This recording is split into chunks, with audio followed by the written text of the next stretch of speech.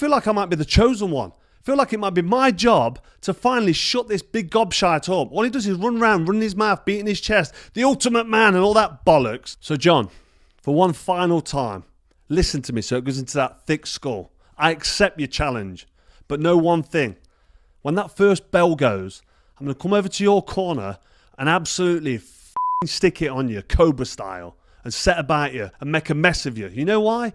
Because you're a bully and you need putting in your place. You're a bully and you're making a mockery of this sport, professional boxing. Carl Froch has now announced that he is ready to finally step into the ring with John Fury following their recent altercation, as John immediately called him out the very next day. Right, this is a message you've all been waiting for.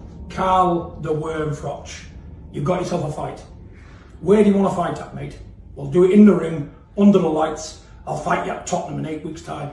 Me and you, Tottenham, undercard, 8 weeks' time, you'll get that, because I know you're a shithouse.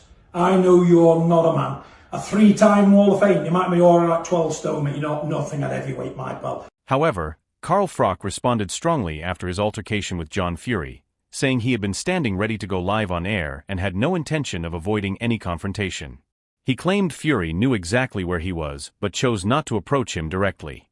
I'm stood there about to go live on air and I'm thinking, oh, please go away. Just like pipe down and leave us alone because you're not going to do anything. You'd been downstairs. You know exactly where I was. I didn't run anywhere. Run like a bitch, he said. I didn't run. I have nowhere to run. Run like a bitch, Carl Froch! He knew exactly where I was. He didn't come anywhere near me. He just talked a good one. Empty vessels make the most noise. He's got no intentions of having a fight. If he wants to have a fight, let's put it out here now. Have a word with Mams Taylor. Let's get on Misfits, because that's what it is. It's a Misfits, isn't it? That's what this is. Big John Fury, the fighting man. Put some respect on your name. Put some respect on your own name. Grow a set of knackers. You said you're afraid of no man but God. And me and you can do it. We can do it. And I'll be honest, I'll take my time with you. I'll pep you with a couple of jabs, I'll hit you with a couple of right hands to the body, and when you fall on the floor, I'll help you up, because that's what will happen. It'll be embarrassing. You've just embarrassed yourself there, and you'll embarrass yourself again. You need to stop doing it. Tyson Fury doesn't need you and your big gobshite mouth running around shouting and swearing, being a fucking idiot in public. It is a complete embarrassment. Please stop it, unless you're going to do something about it. On the other hand, John Fury responded by saying he is training in his own old-school way, running outdoors, hitting the heavy bag bare knuckle, and living a tough lifestyle inspired by traditional methods. He claimed he does not need trainers or modern support systems, insisting he is preparing gypsy style and going back to what he calls the era when men were tougher. Another running video this morning, but not just a running video. I'm going to be the first man to fight a 3-time Hall of Famer. We're just doing it myself. John Fury style. Running, bare knuckle, heavy bag, eating, living in the woods, chopping trees, eating the filth of the earth. I'm doing it gypsy style. And I'm going to prove to everybody out there, where there's a will, there's a way. Don't need a trainer. Don't need a SC. I don't need none of that crap.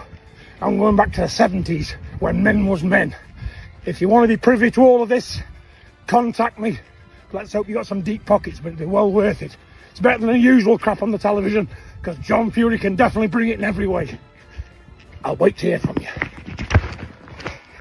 Moreover, Eddie Hearn said the clash between Carl Froch and John Fury has created plenty of noise and interest, but insisted that if it is going to happen, it should be settled properly in a controlled boxing environment rather than through heated exchanges outside the ring. I like it. That's great. Yeah, I mean, it is. I mean, look, Froch. I'd like to see it go off, if I'm honest with you. Do you know what I mean? You think it ever would? John Fury's a big lump, but I'd actually back Carl Froch against virtually anyone on the cobbles. Do you know what I mean? So. Would you watch it on Misfits? Probably, yeah. Furthermore, Lennox Lewis said he was not expecting the altercation, but noted that John Fury often gets fired up before press conferences and may have just been blowing off steam. Lewis recalled that Fury once said he wanted to fight him in his prime, though he admitted he never really took that claim seriously at the time. I wasn't expecting it, but I know that he blows up before press conferences and, you know, he's just getting some steam off, blowing some steam off. He said he wanted to fight you in your prime. Do you remember that? Yes, he did. I remember that. And I was like, he's not serious, is he? I wouldn't really take him too serious, but he did offer the fight. Adolapo said he was surprised by John Fury confronting Carl Froch and questioned what Froch had actually done to deserve that reaction. He pointed out that Froch had previously criticized Tyson Fury and suggested that having someone who is openly critical involved in the coverage of a Tyson event may have contributed to tensions. As for John chasing Carl down, I mean, it's just, I watched that and I was thinking, what did Carl do? Then I watched a couple of videos where Carl does have a go at Tyson. And I think, who fucked up there? Netflix.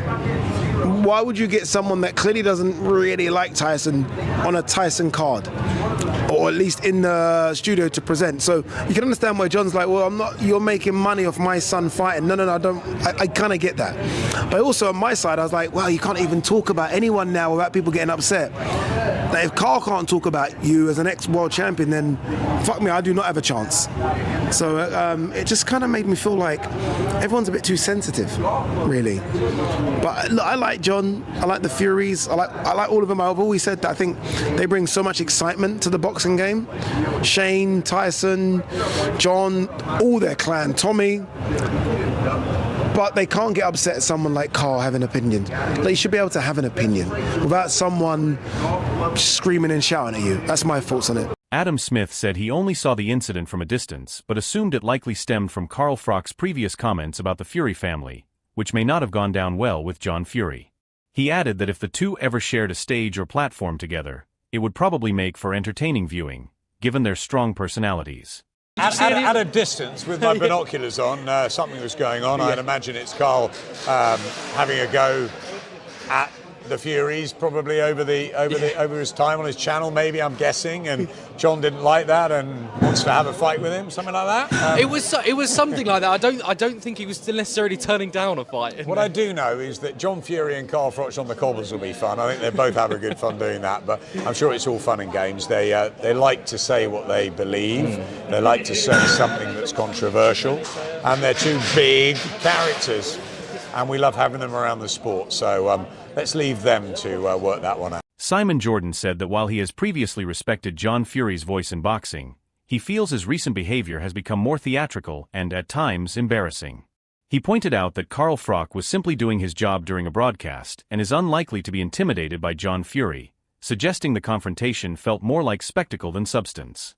I like John Fury. I've met him on a number of occasions and I've always felt him to be a very educated voice around boxing. His recent incarnation over the last 2 or 3 years of John becoming front and centre of the circus, like a Cirque du Soleil horror show, I think that's embarrassing. I think Carl Froch is putting in a video. By the way, Carl Froch is standing right there when he's saying, where is he? Carl Froch is doing his first broadcast for Netflix. He doesn't want any of this. The one thing I don't think Carl Froch is frightened of is John Fury. I know it's theatrics. I know it's part of the show. I know it brings noise, and I suppose in its space it does its job. But is it not just a tad embarrassing?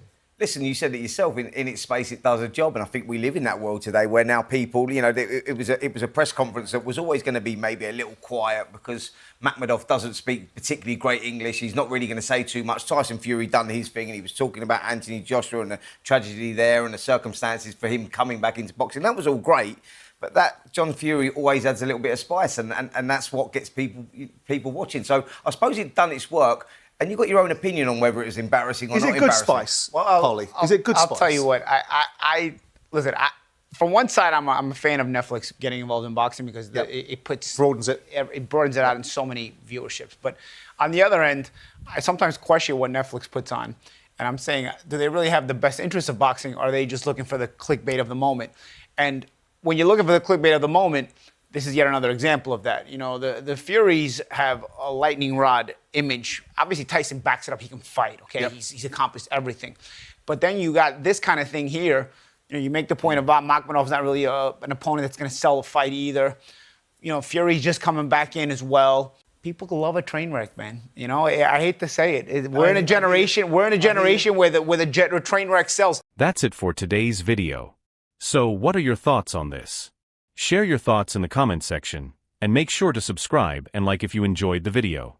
I'll tell you what, watching that idiot there, watching his stupid face growling and snarling, calling me a bum, calling me a worm, it's so disrespectful. It actually gets me a little bit angry. I'm laughing, I'm laughing at it inside, but I'm also the fighting man in me makes me want to respond with, if he was in the room now stood in front of me, I would punch his head in. I really would, because he's such a big loudmouth gob who's done all, living off his son's name.